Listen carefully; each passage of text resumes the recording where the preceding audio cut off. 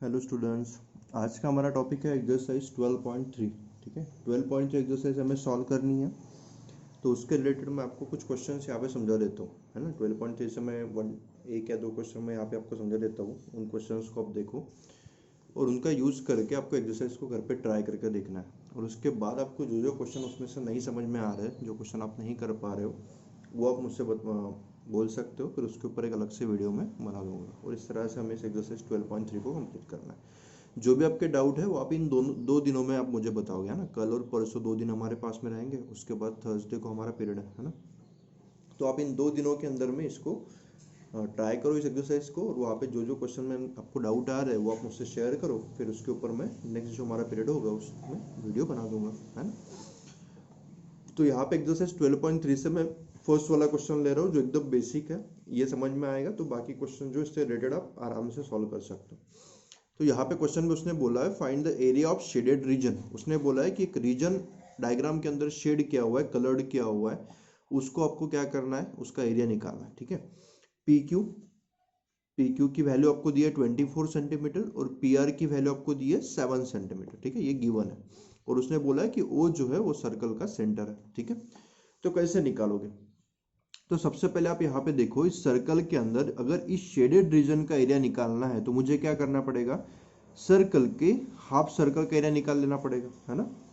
ये अगर सर्कल का पूरा पार्ट है तो इस पूरे पार्ट में से हाफ पार्ट का अगर एरिया मैं निकाल लेता हूँ और हाफ पार्ट के एरिया में से इस ट्रायंगल के एरिया को माइनस कर देता हूँ तो मुझे क्या मिलेगा, इस पार्ट का एरिया मिलेगा। सही है। तो मैं वही करने की कोशिश करने वाला हूँ, हाफ पार्ट का एरिया निकालूंगा और उस हाफ सर्कल के एरिया में से ट्रायंगल के एरिया को माइनस कर दूंगा। बट ट्रायंगल के एरिया को निकालने के लिए मुझे क्या चाहिए, उसका बेस चाहिए और उसकी हाइट चाहिए, है ना। और बेस और हाइट मेरे पास में है क्या, उसको एक बार चेक करता हूँ। आरपी की वैल्यू मुझे मालूम है क्या, तो हाँ पता है।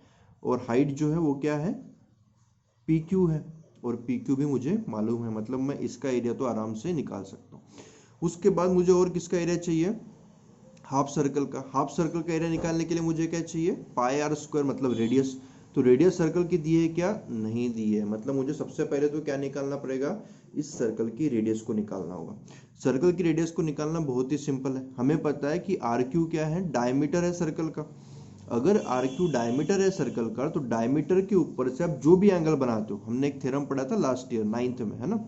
तो आर क्यू का यूज करके आप जो भी ट्रायंगल के अंदर एंगल्स बनाओगे वो हमेशा कितने के होंगे, 90 डिग्री के, है ना। The angle form by semi circle क्या होता है, कितने का होता है, 90 डिग्री का होता है। तो वही हमने यहाँ पे यूज किया, R P Q is equal to 90 degree. अगर आर पी क्यू 90 का है तो मैं पाइथागोरस थ्योरम इस ट्रायंगल के अंदर लगा सकता हूँ। तो वही मैंने लगाया, आर क्यू स्क्वायर मतलब 90 के अपोजिट वाली साइड का square equal to R P square plus P Q square. Values को पुटअप करोगे, आपकी आर क्यू की वैल्यू आएगी 25 सेंटीमीटर। कितनी आएगी, 25 सेंटीमीटर। आर क्यू हमारा 25 निकल चुका है, मतलब ये क्या हुआ, हमारा डायमीटर। हमें क्या चाहिए, रेडियस। तो रेडियस मैंने निकाल दिया 25/2, उसका हाफ होता है रेडियस, हमें मालूम है। अभी क्या करेंगे, हाफ सर्कल का एरिया निकालेंगे और हाफ सर्कल के एरिया से इस ट्रायंगल के एरिया को माइनस कर देंगे। रेडियस मुझे पता नहीं थी, रेडियस मैंने यहाँ से फाइंड आउट कर ली। तो हाफ सर्कल का एरिया क्या होगा, पूरे सर्कल का एरिया होता है पाई आर स्क्वायर। तो हाफ का क्या होगा, half of pi r square. Values put up करो, half into pi into r का स्क्वायर मतलब r into r. Values put up करी, इसको सॉल्व करा तो मेरा आंसर आएगा 6875 डिवाइड बाय 28 सेंटीमीटर का स्क्वायर।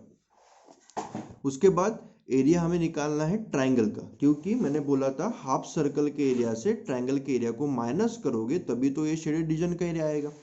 तो उसको निकालने के लिए मेरे पास में फॉर्मूला कौन सा है, half into base into height. तो बेस मुझे पहले से मालूम था और हाइट भी मुझे पहले से मालूम है। वैल्यूज पुटअप कर देता हूँ। तो उनकी वैल्यूज पुटअप करने के बाद मुझे जो एरिया मिला है ट्रायंगल पी क्यू आर का, वो मिला है 84 सेंटीमीटर स्क्वायर। शेडेड रीजन का एरिया क्या था, हाफ सर्कल का एरिया माइनस ट्रायंगल का एरिया। तो हाफ सर्कल का एरिया भी हम निकाल चुके, ट्रायंगल का एरिया भी निकाल चुके, वैल्यूज पुटअप करी। उसके बाद दोनों का बेस सेम करने के लिए ऊपर भी 28 से मल्टीप्लाई कर दो इसको, इस वैल्यू को, तो ये वाली वैल्यू आएगी। और इसको सॉल्व करोगे तो आपका आंसर आएगा 4523/28 सेंटीमीटर का स्क्वायर। एरिया निकाला हुआ है तो आपको यूनिट हमेशा लिखना है सेंटीमीटर का स्क्वायर। तो ये तो था सबसे सिंपल वाला क्वेश्चन जो हमारी एक्सरसाइज में से था। अभी थोड़ा सा डिफिकल्ट लेवल का एक क्वेश्चन ले लेते। तो मैंने यहाँ पे क्वेश्चन चूज किया है क्वेश्चन नंबर 6, जिसकी डायग्राम देख के काफी बच्चे डर सकते हैं ना। तो इसीलिए मैंने इस क्वेश्चन को लिया। बाकी क्वेश्चन सब ट्राई करके देखो, और ऐसी कोई बात नहीं, बाकी क्वेश्चन में से भी आपको अगर कोई क्वेश्चन समझ में नहीं आता तो आप मुझसे बोल सकते हो, मैं उसी के ऊपर आपको नेक्स्ट वीडियो बना के दे दूंगा, है ना। तो क्वेश्चन नंबर 6 इस तरह से है, इन अ सर्कुलर टेबल कवर। तो हमारे पास एक सर्कुलर शेप का टेबल है और उसके ऊपर हम एक कवर लगा रहे हैं, ठीक है, और उसका रेडियस हमें दिया है 32 सेंटीमीटर। तो मैंने लिख दिया r is equal to 32 centimetre. A design is formed leaving an equilateral triangle ABC in the middle। तो उस सर्कुलर कवर के अंदर मैंने क्या बनाई है, एक डिजाइन बनाई, और इस डिजाइन को बनाने के लिए मैंने क्या किया, एक ट्रायंगल जो है इक्विलेटरल ट्रायंगल को कट कर लिया और बाकी जगह पे मैंने क्या किया, इसका डिजाइन बनाया as shown in the figure. Find the area of design. तो आपको सिर्फ इस डिजाइन का एरिया पूछा हुआ है, तो ट्रायंगल के एरिया को कम, तो सिंपल सा क्वेश्चन था ये भी। सर्कल के एरिया में से ट्रायंगल के एरिया को आपको क्या कर देना है, माइनस कर देना है। फिर से वही, तो सर्कल के एरिया से ट्रायंगल के एरिया को माइनस कर दोगे तो इस डिजाइन का एरिया जो है हमारा निकल जाएगा। बट अभी इसको निकालने के लिए सभी वैल्यू मेरे पास है क्या, इसको मैं एक बार चेक कर लेता हूँ। सर्कल के एरिया को निकालने के लिए क्या चाहिए मुझे, पाई आर स्क्वायर, मतलब रेडियस से, और रेडियस मेरे पास है, मतलब सर्कल का एरिया तो मैं निकाल सकता हूँ। इक्विलैटरल ट्रायंगल उसने बोला, तो इक्विलैटरल ट्रायंगल के एरिया का फॉर्मूला क्या होता है, पता है हमें, √3/4 इंटू साइड का स्क्वायर। सही है, मतलब मुझे क्या चाहिए, सिर्फ ट्रायंगल की साइड चाहिए, तो ए बी बी सी या फिर ए सी, तीनों में से कोई भी एक साइड। बट उसने दी है क्या, तो नहीं दी है। मतलब सबसे पहला काम मेरा क्या होगा, इस ट्रायंगल की साइड को फाइंड आउट करना। समझ में आ गया आपको।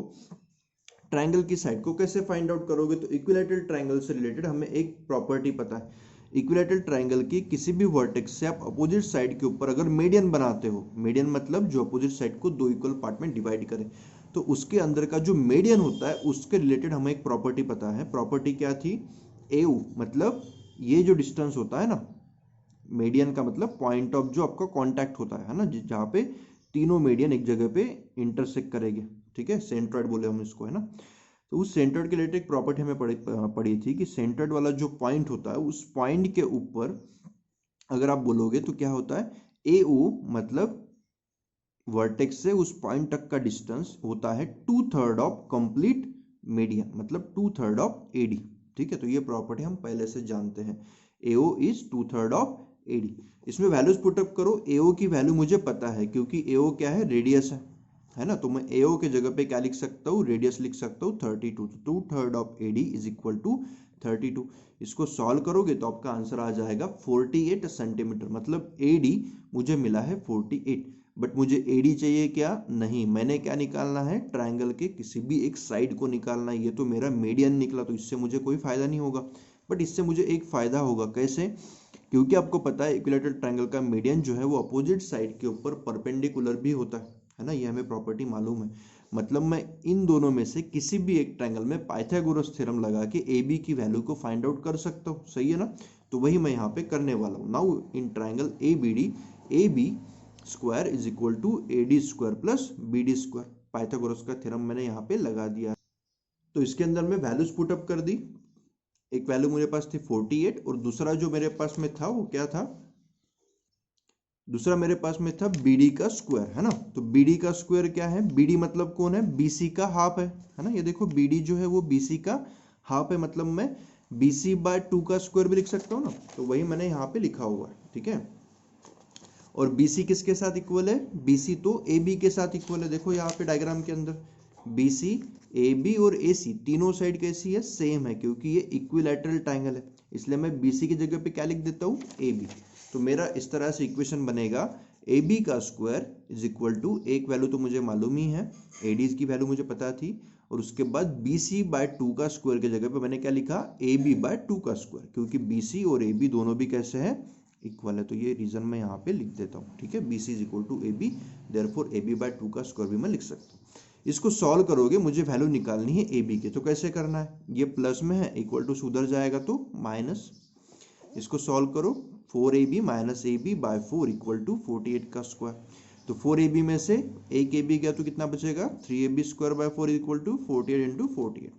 4 को इक्वल टू से उधर लेके जाओगे, 3 को नीचे ले जाओगे, 4 ऊपर गया 3 नीचे आया।